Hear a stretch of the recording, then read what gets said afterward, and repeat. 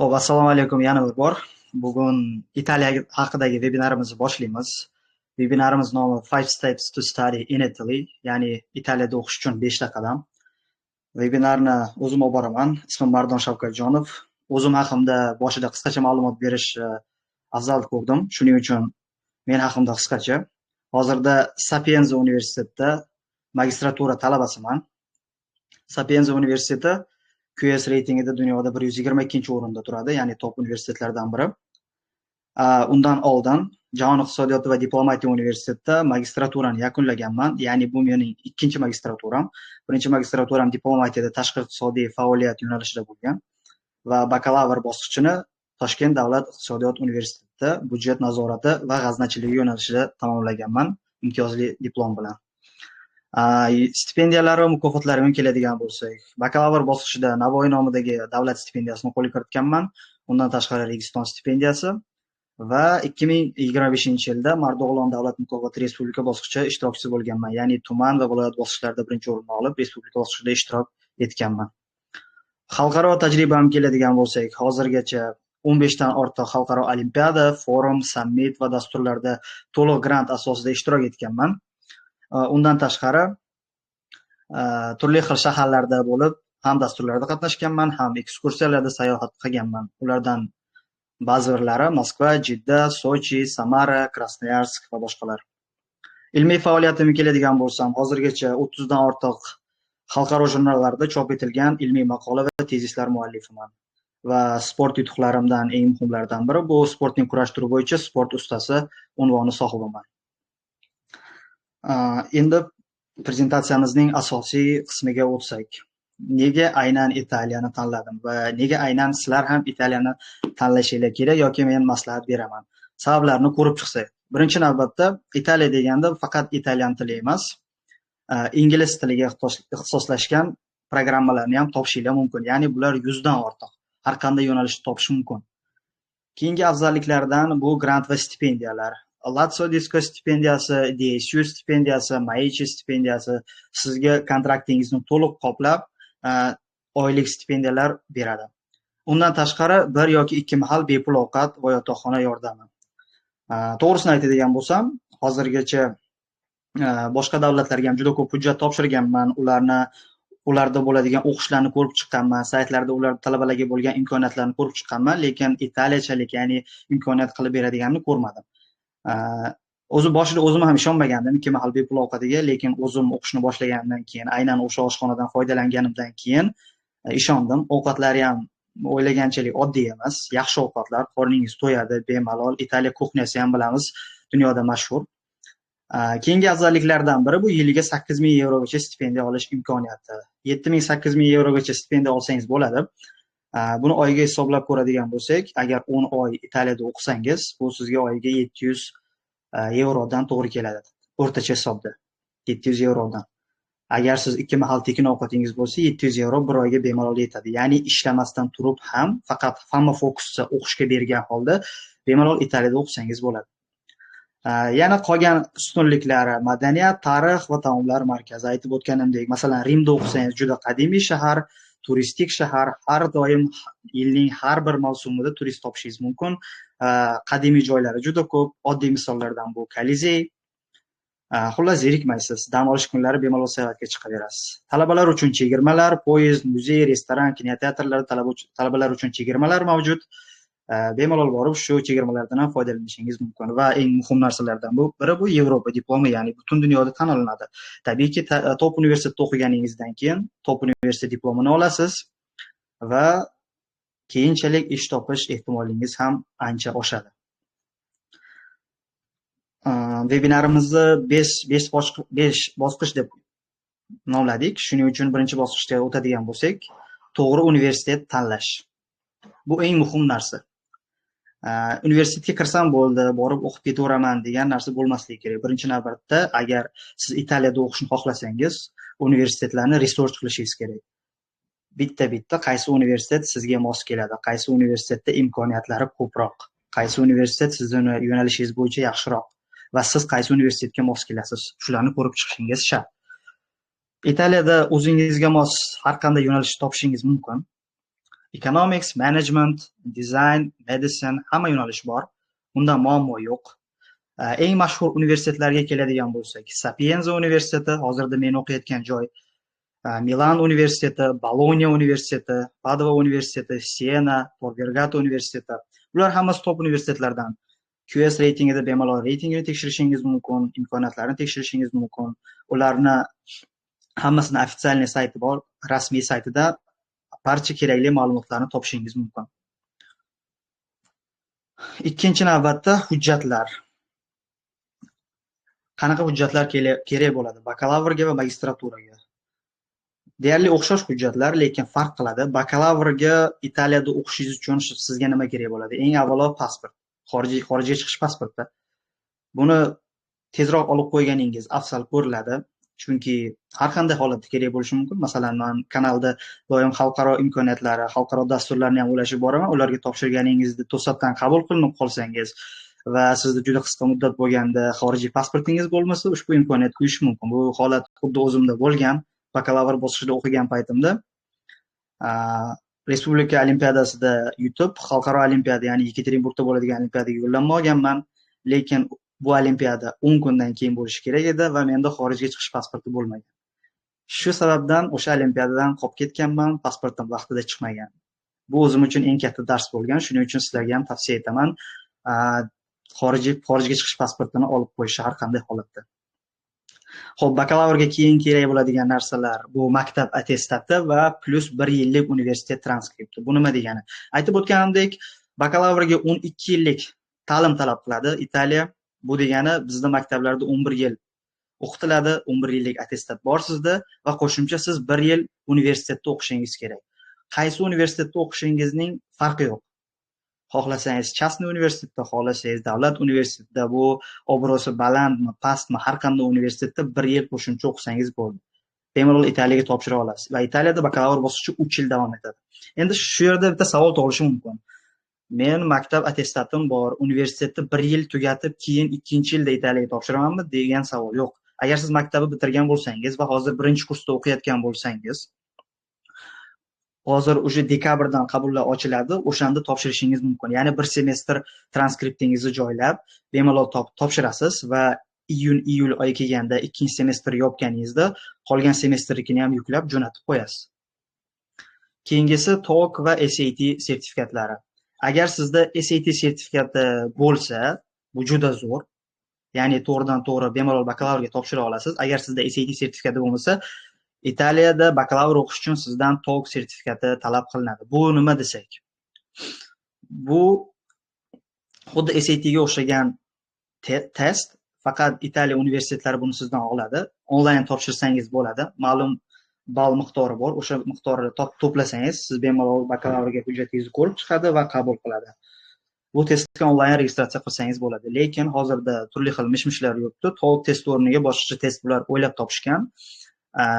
O'sha agar tasdiqlansa, bu haqida kanalda ma'lumot beraman va u testni ham o'qib ko'rishim bo'yicha bemalol onlayn topshirib, o'tib, hujjatlaringizni topshirishingiz mumkin bakalavrga. Va keyingi so'raladigan narsa bu IELTS, TOEFL sertifikatlari minimum B2, ya'ni 5,5 minimum IELTS bo'lishi kerak sizda topshirish uchun.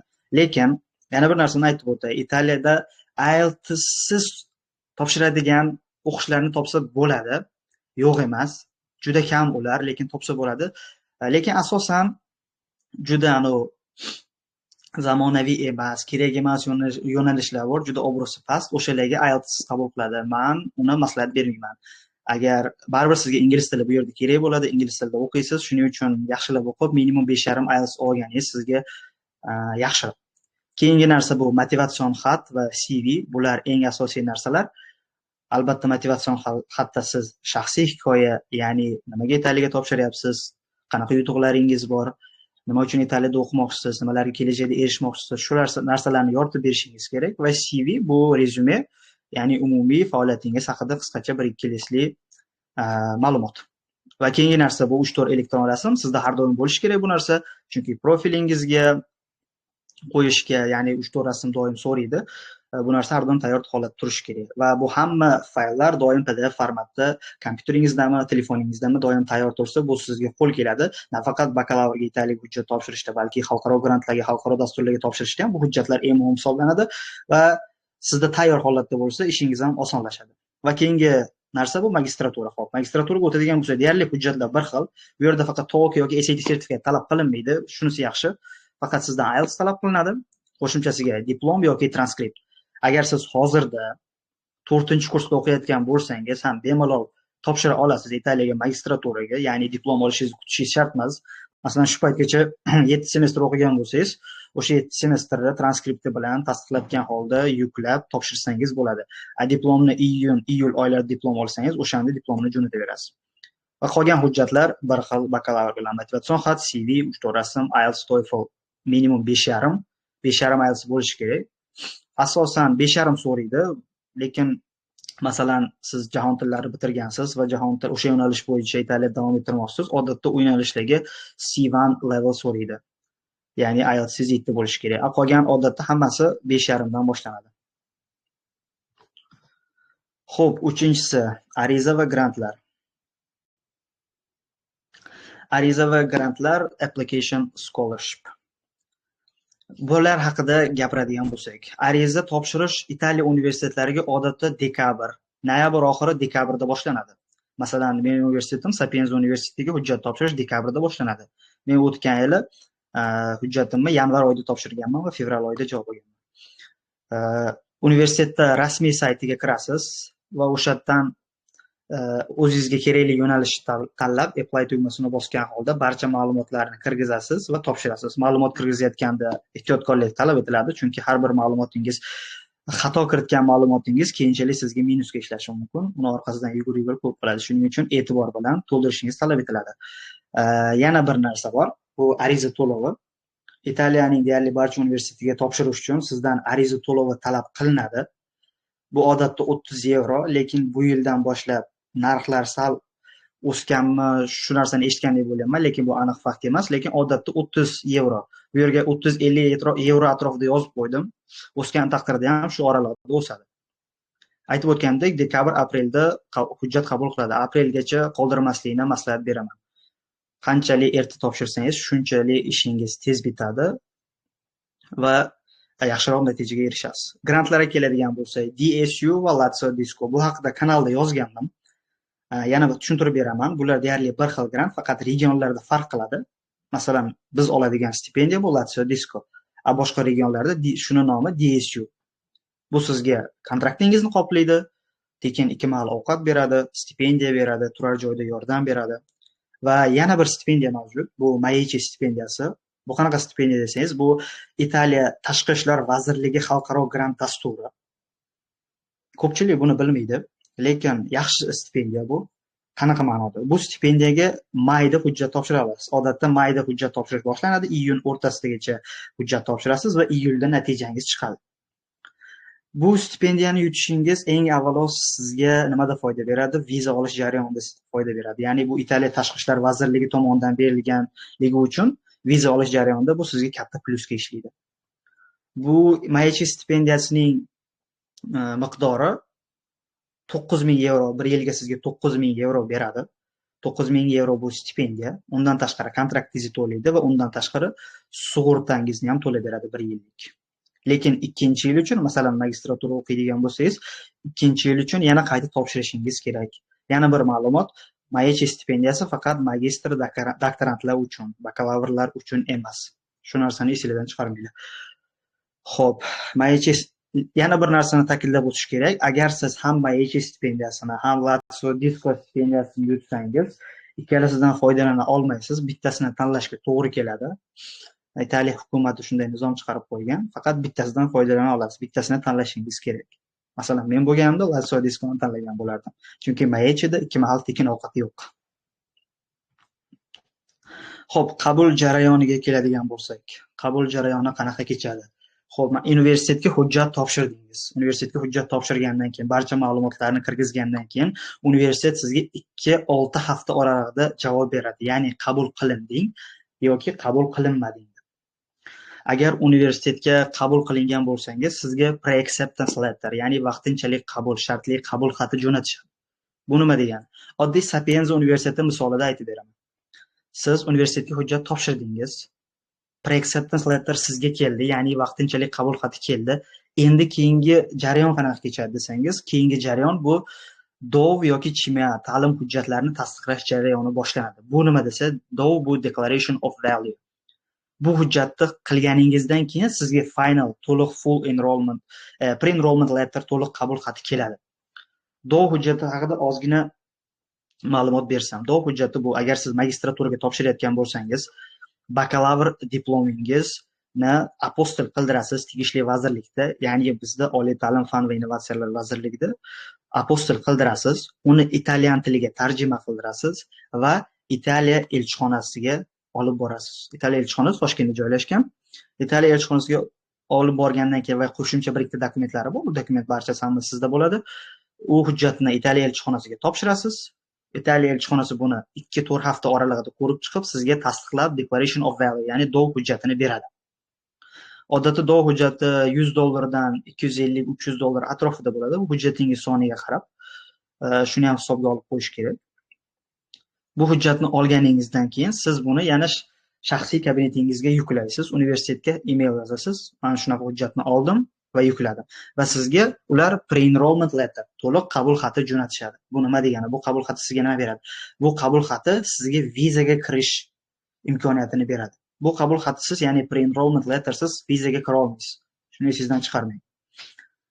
Ba'zi bir universitetlar bor, sizga birdaniga pre-enrollment letter beradi. DOVni keyinchalik qilsang bo'ladi degan maqsadda. Men Sapienza misolida aytib berdim, ya'ni Sapienzada birinchi pre-acceptance keladi, keyin DOVni jo'natsangiz pre-enrollment letter keladi.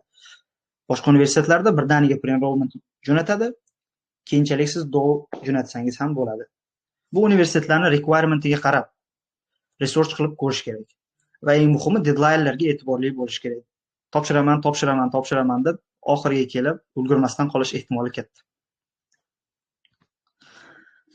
Va 5-etapga keldik, talabalik vizasi jarayoni.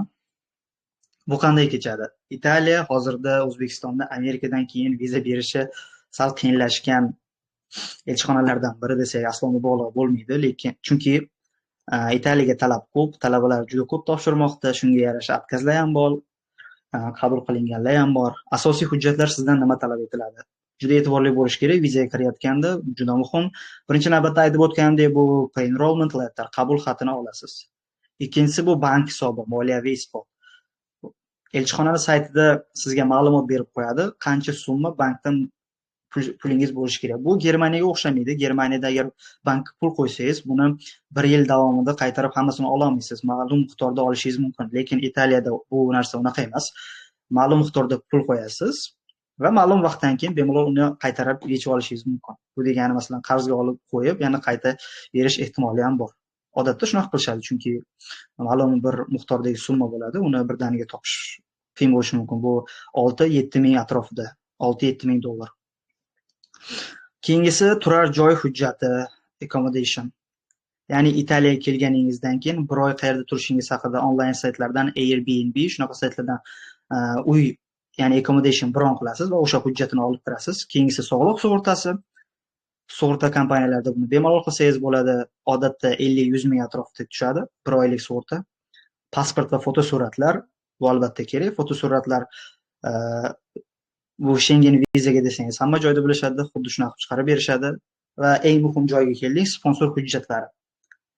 Sponsor hujjatlari deganda nimani tushunamiz?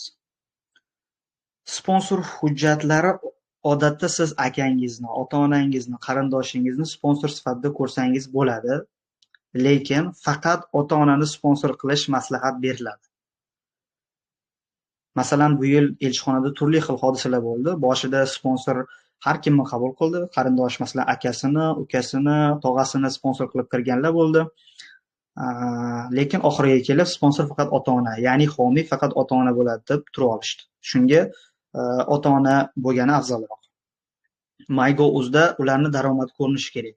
Ya'ni ota-onangizni oxirgi 12 oydagi ish haqi haqidagi ma'lumotnomani elchixonaga olib borasiz. Bu MyGo.uzdan chiqishi kerak QR kod bilan. Ya'ni buxgalter qilib bergan oddiy spravka Bu bo'lmaydi, bu soxta. Ular buni soxta deb qabul qiladi. MyGo'dan chiqqani afzal ko'riladi va sizga ustunlik beriladi. Viza olish jarayonida ham bu sizga juda katta yordam beradi. Shuning uchun sizlarga mana shu qo'shimcha maslahat berib ketaman. Agar Italiyada o'qimoqchi bo'lsalaring va sponsor sifatida ota-onangizni ko'rsatadigan bo'lsalaring va ota-onangiz hozir ishlasa, lekin MyGo'dan daromadlari chiqmasa, ofitsialniy ishlamaydi degani, rasmiy ishlamaydi degani, shuni iloji boricha rasmiy qilishlarini so'raydi ota-onalardan. Chunki bu sizlarga keyinchalik foyda beradi viza jarayonida. Agar MyGo'dan chiqmasa, viza olish ehtimolini juda tushiraveradi. Har qanday summa oylik olsa ham 3 million oladimi, 5 million oladimi, MyGo'dan chiqqani bu ishonchli. Va aviabilet hujjati, flight booking, ya'ni Toshkentdan Italiyaga keladigan biletingizni buk qilganingiz, buni tekinga bemalol buk qilsangiz bo'ladi. Vizada e'tibor beradigan jihatlar qanaqa? Viza berishning o'zining muddati bor. Ertaroq topshirish kerak, qancha iloji boricha ertaroq topshirish kerak. Odatda iyul oylarida Italiyaga student viza berish jarayoni boshlanadi. Ya'ni elchixonada qabul qilish boshlanadi ochilib. Va noyabr oxirigacha davom etadi. Masalan, bu yil 29-noyabrgacha adashmasam viza olsangiz bo'ladi. Ya'ni appointment olib, viza hujjatlarini olib borib, intervyudan o'tsangiz bo'ladi. Lekin o'qishingiz sentyabr oxirida yoki oktyabr o'zi boshida boshlanadi. Ancha kech qolgan bo'ladi. Shuning uchun ertaroq harakat qilish kerak. Viza javobi muddati odatda 14 kunda chiqadi, lekin cho'zilishi mumkin. Cho'zilganda, masalan, o'zimning vizam 50 kunda chiqqan. Cho'zilsa shunga xavotir olmanglar. Agar hujjatingiz yaxshi bo'lsa, 50 kundami, 60 kundami baribir orasizlar. Lekin odatda 14 kunda vizangizning javobi chiqadi. Yo viza berildi yoki viza berilmadi. Qo'shimcha vizaga hujjatlardan bular uy-joy yoki mol-mulk hujjatlari bu ishonchni oshiradi. Ya'ni o'zingizni, ota-onangizni nomida uy-joy yoki mol-mulk bo'lsa, ularni masalan uyga kadastrini ko'rsatishingiz mumkin, mashinani hujjatlarini ko'rsatishingiz mumkin. Bu sizga nisbatan ishonchni oshiradi. Ya'ni bu ishonchli kandidat borib hamma fokusini Italiyada o'qishga qaratadi degan ishonchni oshiradi va viza olish ehtimolingiz oshadi. Hozircha 5 ta step bo'ldi. Keyingi stepga o'tishdan oldin aytib o'tganimdek 3 ta odamni tanlab olaman dedim. 3 ta odamni to'liq portfoliosini ko'rib chiqamiz. CV, motivatsion xatlarini, nima qilish kerak bo'lgan, qayerga hujjat topshirishim mumkin bo'lgan joylarni ko'rib chiqamiz. Shunga 3 ta odamni tanlab olishim kerak. Hozir men kanalda yozaman. O'sha izohda plus qoldirib qo'yinglar. Keyinchalik bu prezentatsiyani hozir yana davom ettiramiz. Ungacha plus qoldirsanglar, o'shalarning ichidan 3 kishini tanlab olaman. Hozir kanalga bonus deb yozaman. O'sha yozganimni izohiga plus qoldirsanglar bo'ldi, faqat plus.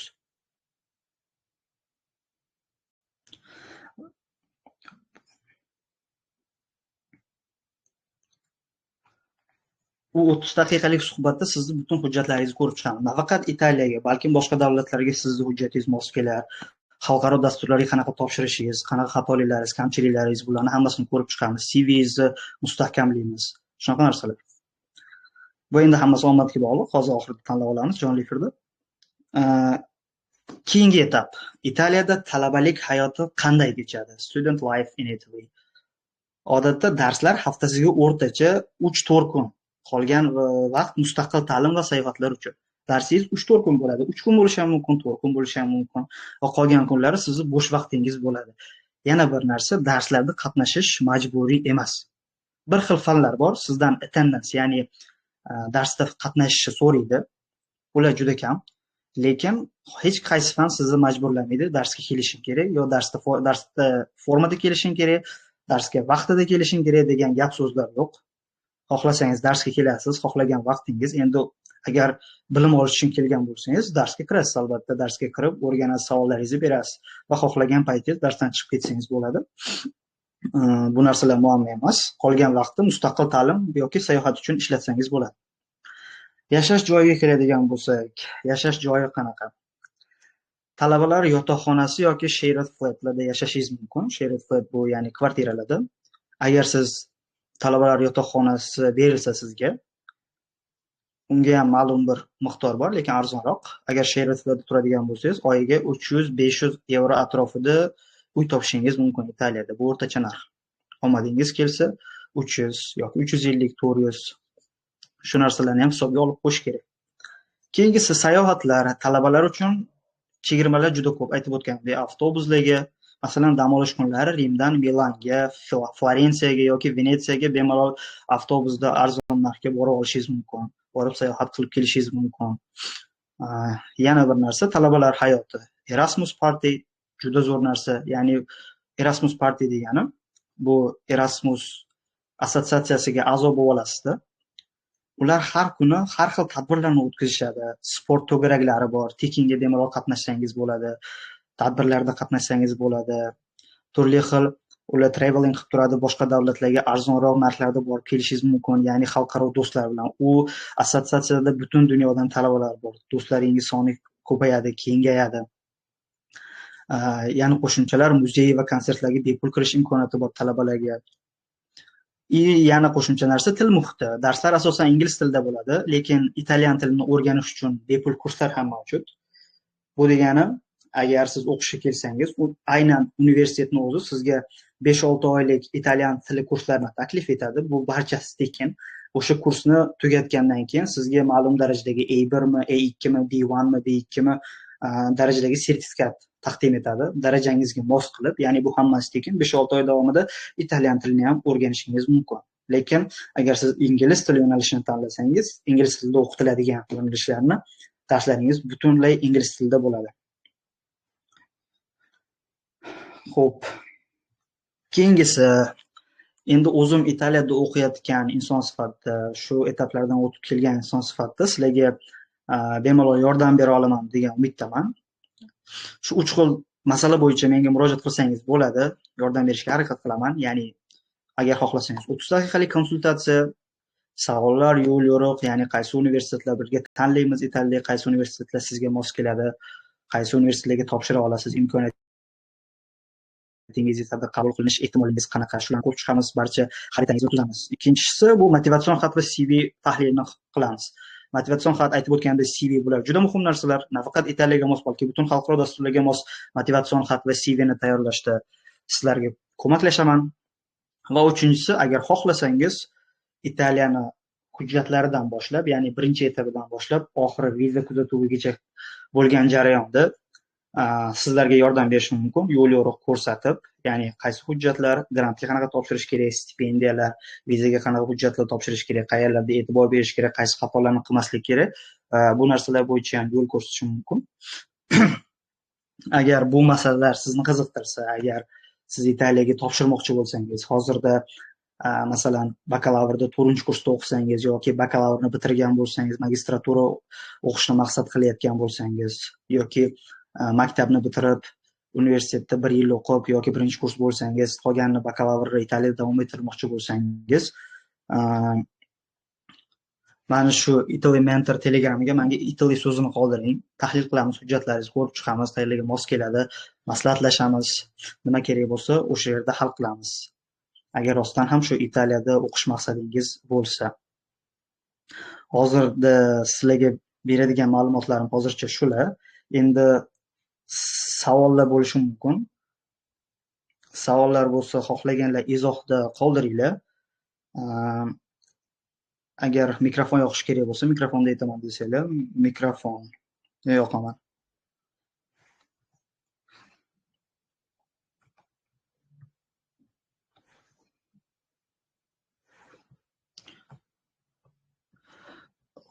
Xo'p, qo'l ko'targanlar savol beradi menimcha, mikrofon yoqamiz.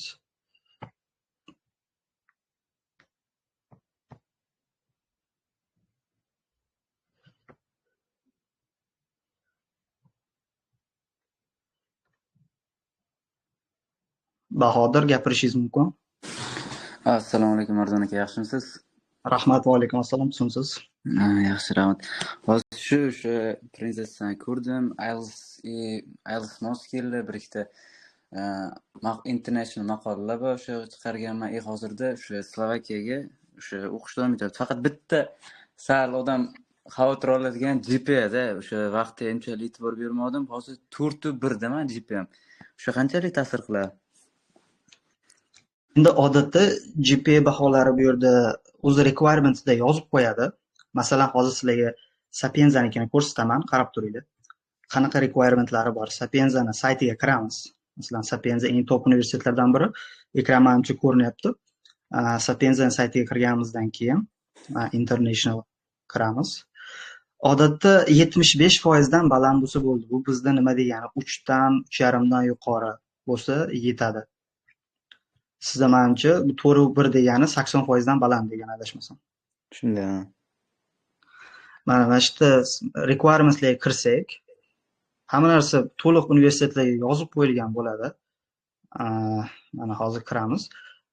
Masalan, arxitektura, magistratura, arxitekturada o'qiydigan bo'lsangiz, GPA'sini ham mana 70, minimum 70 bo'lishi kerak deb yozib qo'yadi. Nima kerak? IELTS 5,5. Xuddi shunaqa ma'lumotlar hamma yo'nalishga bor. Bakalavr yo'nalishlarini ham shu yerdan topsanglar bo'ladi.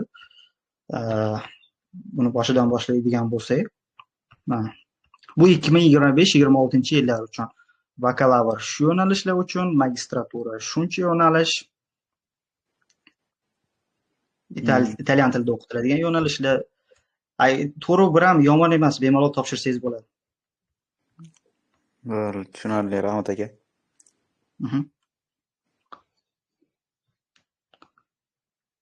Xo'p, keyingisiga beramiz. Mikrofoningiz yoqildi. Gapirishingiz mumkin.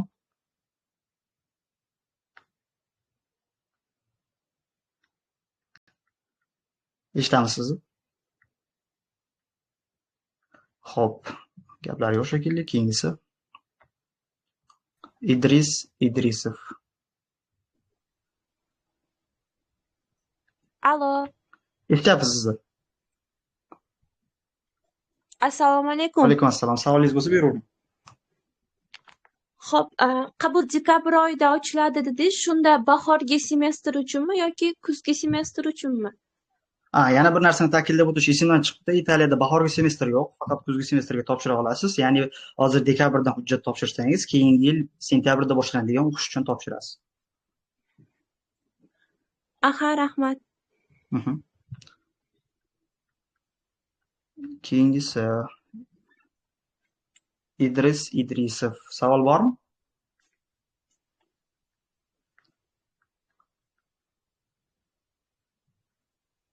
Savol yo'q menimcha. Anvarbek.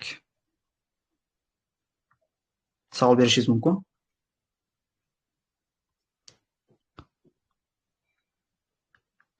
Ulayam jim. Shohjahon. Shohjahon savol berishingiz mumkin. Alaykum Mardun aka, yaxshimisiz? Alaykum assalom, rahmat, yaxshi. Mardun aka, shu siz topshirgan o'qishga aytyapsiz. Shu IELTS rol o'ynaydimi yoki yo'qmi? SAT bilan shu haqida ozgincha ma'lumot ayting. Sal kechroq kirganim, shunga tushunmay qoldim-da aka. Magistratura uchun SAT talab qilinmaydi. Eng muhim talab qilinadigan narsa bu IELTS minimum 5,5 bo'lishi kerak. Bo'ldi aka, shu asosiy savolim shu edi. Rahmat. Xo'p, rahmat. Anvarbek savol bor? Assalomu alaykum. Alaykum assalom. Italiyada 11 yillik ta'limda qabul qiladigan yaxshi top universitetlar bormi? Yo'q, Italiyada aytib o'tgandek 12 yillik ta'lim majburiy. Agar siz yo'q, men baribir boraman demoqchi bo'lsangiz, foundation degan kurslar bor. Ya'ni foundation bu xuddi bizda birinchi kursdagi narsa, lekin foundation uchun hech qanaqa grant yoki stipendiya mavjud emas. Odatda 5,000-7,000 yevro atrofida kontrakt to'laysiz va hech qanaqa sizga tekin ovqat, tekin narsa berilmaydi. Bu degani 5,000-7,000 atrofida kontrakt to'lasangiz va qo'shimcha o'zingizga yiliga yana bir 7,000 yevro pul kerak bo'ladi. Agar 15,000 yevro atrofida mablag'ingiz bo'lsa, bemalol foundation kurslarga topshirishingiz mumkin. Foundationdan keyin 3 yil yana bakalavr o'qiysiz, shunda umumiy 4 yil bo'ladi. Xo'p, rahmat. Ismoil.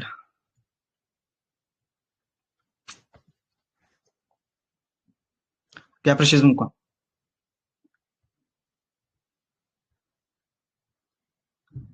Ungacha kommentariyadagi savollarga javob berib turing. Bakalavrga exam topshirish kerakmi debdilar. Assalomu alaykum. Alaykum assalom, Ismoil, gapiravering. Abdul aka, so'ngsiz charchamasdan shu turibsiz. Rahmat, yaxshimisiz? Aka, menda savol shundan iboratda, men o'zim tarix yo'nalishida o'qiyman. Mhm. Shunga biz hozir bakalavrni ikkinchi bosqichdamiz. Shunda 4 yilni bitirib, bakalavr diplomini olib, xudo xohlasa nasib bo'lsa, kamida 5,5 ingliz tilidan IELTS olib, shu yo'nalishda Italiyada qaysidir bir universitetda o'qisak bo'ladimi? Yo'nalishingiz nima dedingiz?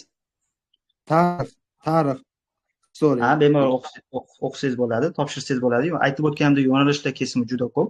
4 yilni bitirib, diplomni olib topshiraman demang. O'sha 4-kursdan harakatni qilib, 4-kurs boshida, dekabr oylarida bemalol hujjat topshirib, qabul qilish ehtimoli baland. Buning uchun siz aytib o'tganimdek IELTS 5,5, baholaringizni qancha bo'lsa yaxshilab yuring, chunki qancha baholaringiz yaxshi bo'lsa, shuncha qabul qilish ehtimoli oshaveradi, ya'ni ishlaringiz tez bitadi. Hozir GPA ball 4.6 chiqqan. Bundan tashqari maqolalar bir 5 dan ortiq maqola bor bu yo'nalish bo'yicha. Lekin hali xalqaro jurnallarga chiqishga imkoniyati bo'lmadi. Endi shuni harakatdamiz. Bunga nima deysiz? Yaxshi maqolalar sizdan so'ramaydi, bo'lsa lekin yaxshi bo'ladi. Lekin sizdan imenni shuncha maqola ham bo'lishi kerak deb talab qilmaydi. Ular uncha rol o'ynamaydi. Maqolalaringizni endi davlat stipendiyalariga topshirishda yordam beradi. Xo'p, rahmat aka. Keyingisi Elbek. Savolingizni berishingiz mumkin.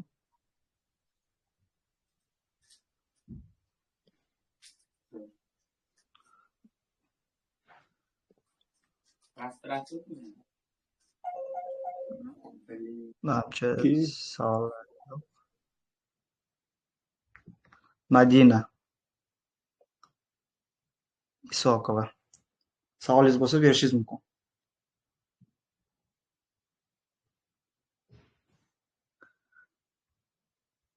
Xo'p, bularda ham yo'q. Mirzayev.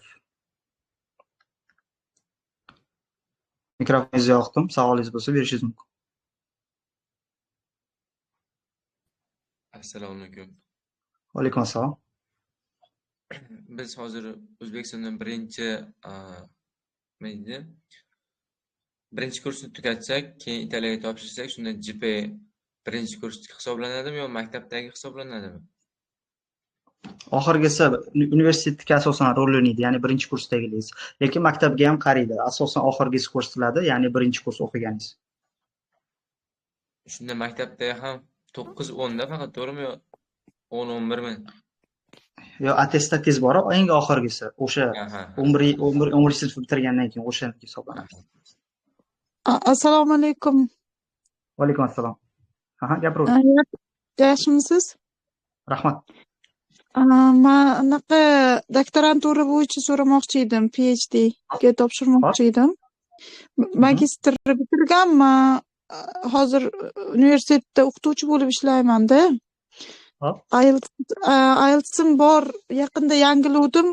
Oldin C1'di, 7 IELTS'im bordi, yaqinda 6,5 bo'lib qoldi. Lekin DRA topshirganman.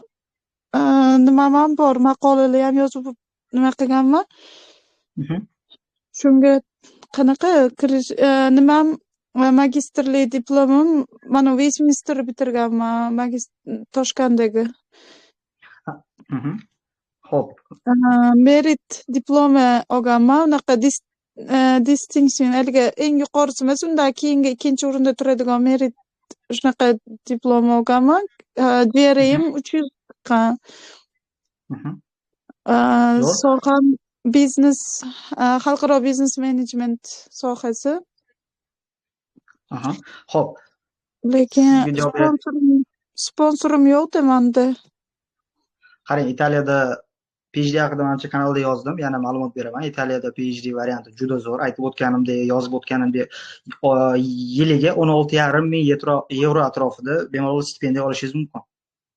PhDda. Ya'ni sizga hech qanaqa ishlashingiz ham shart emas, faqat ilmiy faoliyatingiz bilan shug'ullanib 16,5 ming yevro atrofida stipendiya olishingiz mumkin. Xo'p, bunga kirish uchun nima talab qilinadi desangiz, shu magistraturada diplomi iloji boricha yaxshi bahoga bitirgan bo'lishingiz kerak va undan tashqari magistratura davomida qilingan ilmiy ishingiz, dissertatsiyangiz va maqolalaringiz talab qilinadi. Bemalol hujjat topshirib ko'rsangiz bo'ladi. Menga shu profilga PhD deb yozib olsangiz, men umumiy saytini beraman, bemalol ko'rib chiqsangiz bo'ladi. Imkoniyatingiz jariy ham bor ekan. Bu jariy talab qilinmaydi, adashmasam, yana ko'rib chiqamiz. Topshirsangiz bo'ladi bemalol. Haligi bilim universitetda haligi magistrdagi bahoyim 3 xil berilganda, bittasi 3 uni boshqacha aytiladi, hozir esimda yo'q. Meniki o'rtacha haligi chiqqanda unaqa qizil diplom emas, qizildan keyingi merit diplomi deydi-yu, shunaqa. U qanaqa baholarim to'g'ri keladimi o'shanda? 63.5 chiqqan, lekin bizda u baho ham lekin yaxshi hisoblanadi magistr uchun, mana Westminster uchun. Ba'zi o'shanga hozir sal o'ylanib turibman-da, baholarim to'g'ri kelarmikin deb. Shu baholar bo'yicha requirementni ham saytdan aniq ko'rib chiqish kerak. Ya'ni qaysi universitetga topshirmoqchi bo'lsangiz, PhD bo'yicha talablar qanaqa? 5 dan 3 mi, 5 dan 4,5 mi? Bemalol keyin uni konvertatsiya qilib olsangiz bo'ladi Italyan sistemasiga va shunga qarab mos-mosmasligingizni ko'ramiz. Men hozir sizga aniq ayta olmayman. Shunaqa baho talab qilinadi deb, uni ofitsialniy saytidan ko'rib chiqishimiz kerak. Xo'p, rahmat. Ha, xo'p. Keyingisi Fialka. Yaxshimisiz? Rahmat. Zo'r aka, bizda anoni голосовой keyinroq ochib qoldi, o'shanga gapira olmay qoldik. Xo'p. Aka, qarang, savolim shundan iborat-edi. Hozir menda IELTS'im bor, lekin dekabrda expired bo'ladi. O'shani magistratura yo'nalishi bo'yicha hujjat topshirish uchun hozir пересдача qilib olish kerak-a? Albatta, IELTS talab qilinadi, minimum 5,5 expired bo'lgan bo'lsa, uni yangilash kerak. Agar masalan sizni o'qishga qabul qilib bo'lishdi, masalan o'qishga topshirdingiz dekabrda, yanvarda qabul qilishdi, IELTS martda expired bo'ldi. Bunda muammo bo'lmaydi. O'zi qabul qilib bo'lishgandan keyin. Agar o'zi topshirmasingizdan oldin expired bo'lgan bo'lsa, u qiyin masala. Aha, tushunarli. Keyin qarang, yana savolim bor edi. Hozir 3 ta grant turi bo'yicha aytib o'tdingiz, yutsa bo'ladigan. Ular magistratura yo'nalishi bo'yicha topshirsa hozir, yutgandan keyin ular 1 yil davomida amal qiladimi? Masalan, magistraturaga 2 yil o'qish davom etsa, shunda keyingi yil yana qayta hujjat topshirasiz. Qayta hujjat topshirasiz ham. ham bir xil, ha? Bir xil. Qayta hujjat topshirasiz. Aha, tushunarli. Keyin qarang, yana bitta savolim bor. Hozir bu hujjat topshirish uchun bakalavr diplomini notarial perevod qilgan vaqtda o'shanga bu ingliz tiliga qilish kerakmi yo aynan italyan tilini o'ziga? Italyan tiliga qilasiz. Aha. Tushunarli. Rahmat katta. Savollarim shundan. Xo'p. Kommentariyada savol qoldirishibdi, ya'ni bakalavriga kirish uchun TOEFL, SAT imtihoni haqida ma'lumot bering deb. Bu haqida to'liq kanalga yozaman. Ya'ni TOEFL ham SAT ga o'xshagan savoli bo'ladi. 15 dan 30 ta adashmasam. 18 balldan yuqori olsangiz o'tasiz. To'liq kanalga yozib qo'yaman bu haqida. Stipendiya yutsak, food and home rent to'lab beriladimi, yo'qmi?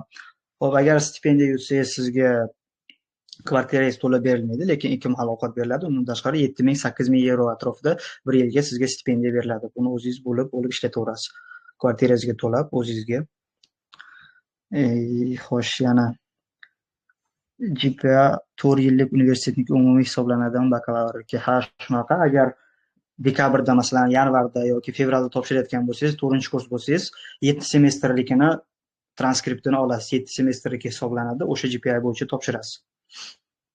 O'zbekistondagi universitet bilan rasmiy hamkorlik bo'lmasa ham Italiyada 3-kursda o'qishni davom ettirsa bo'ladimi italyan tili yo'nalishidagi studentlar? Bu qiyin masala, lekin Erasmusni aynan Italiyadagi universitetlar bilan hamkorligi bo'lsa, uni Erasmus saytidan ko'rib chiqish kerak. O'sha bilan qilsa bo'ladi. Ikkinchisi, aytib o'tganimdek, universitet agar Italiya universitetlari bilan hamkorlik qilsa, o'zining talabalarini Xga jo'natadi, o'sha orqali kelsa bo'ladi. Bakalavrni tarjimashunoslik bo'yicha bitirib, teachingga topshirsa bo'ladimi? Magistraturaga teaching yo'nalishi uchun topshirganda bizdan italyan tili ham so'raladimi, ingliz tili tashqari? Topshirsangiz bo'ladi. Sizdan italyan tili so'ralmaydi. Ya'ni inglizcha o'qitiladigan yo'nalishga topshirsangiz, sizdan faqat ingliz tili so'raladi. Menimcha C1 sertifikati kerak bo'ladi. Assalomu alaykum. Transfer qilib 1 yoki 2 semestr borib o'qib kelsak bo'ladimi? Bu hammasi universitetingizga bog'liq yoki Erasmus saytlaridan topishingiz mumkin. Tak, PhD bo'yicha ma'lumot berildi. Adashmasam savollar qolmadi. Hozir Jahongir Solijonov.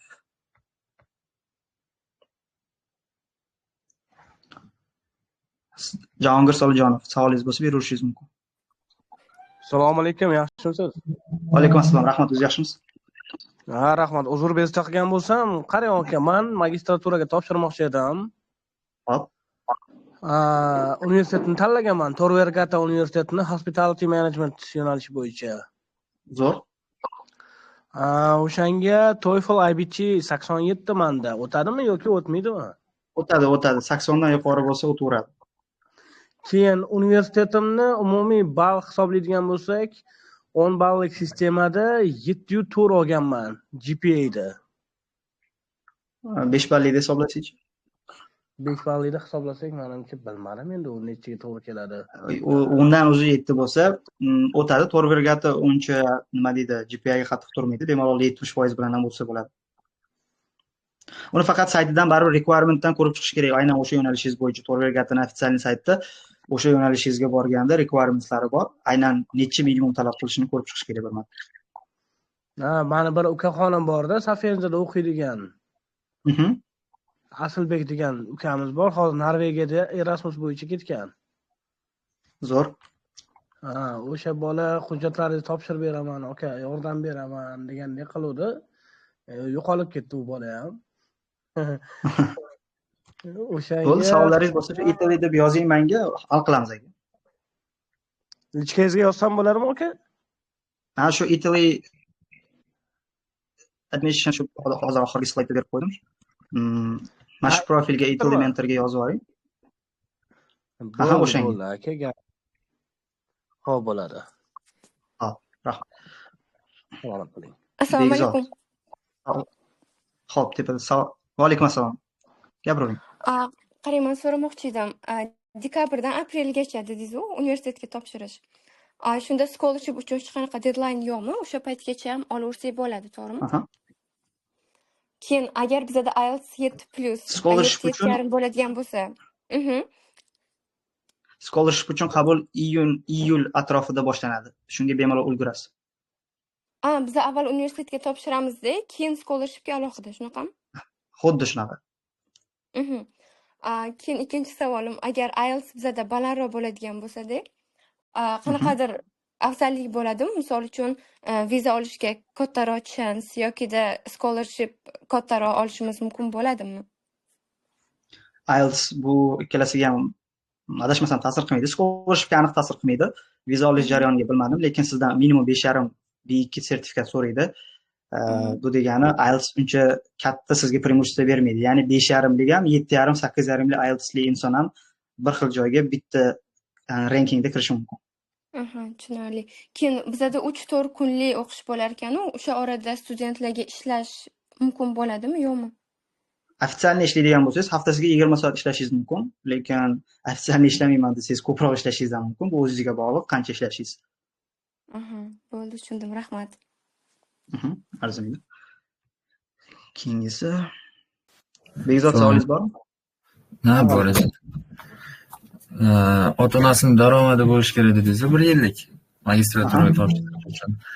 Menda shu ota-onam O'zbekistonda emas, chetda ishlaydilar-da, lekin yo'qda ham ofitsialni ishlaydi. O'sha qanday bo'ladimi, yo'qmi, shuni so'ramoqchi edim.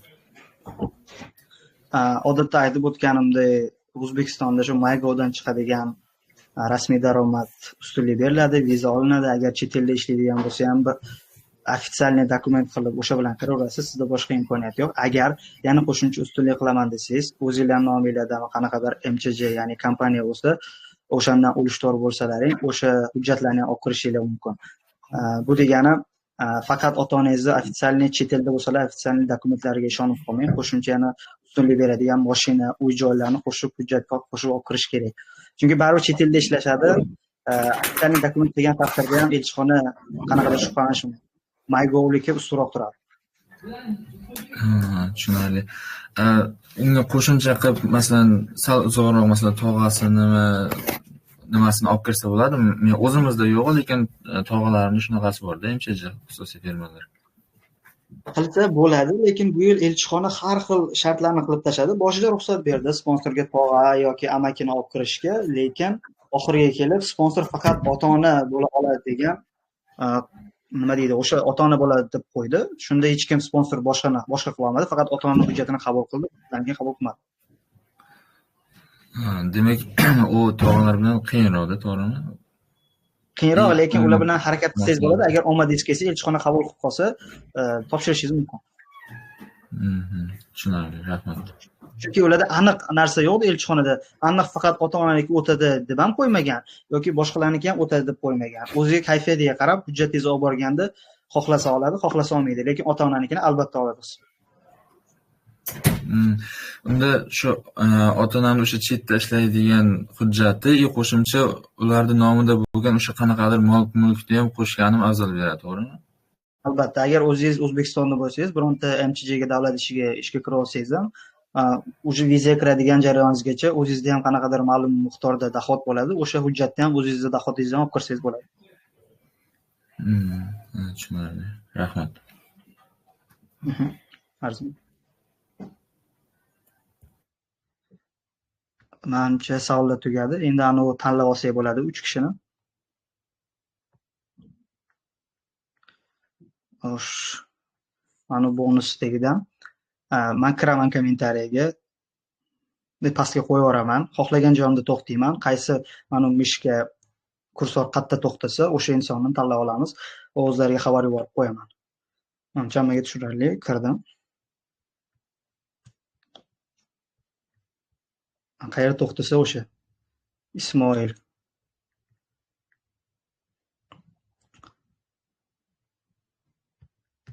Birinchisi bo'ldilar. Yana boshladik.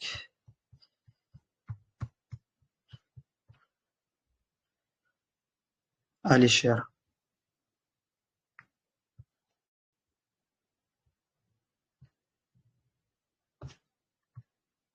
Uchinchisi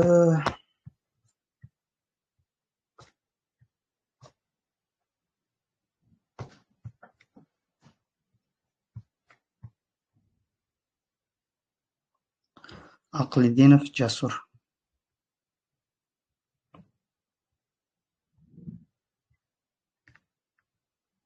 Uch kishi tanlab olindi. Menimcha savollar qolmadi.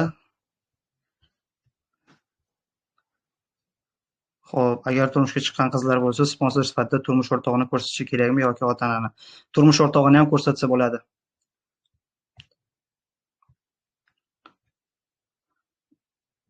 E'tiboringlar uchun rahmat.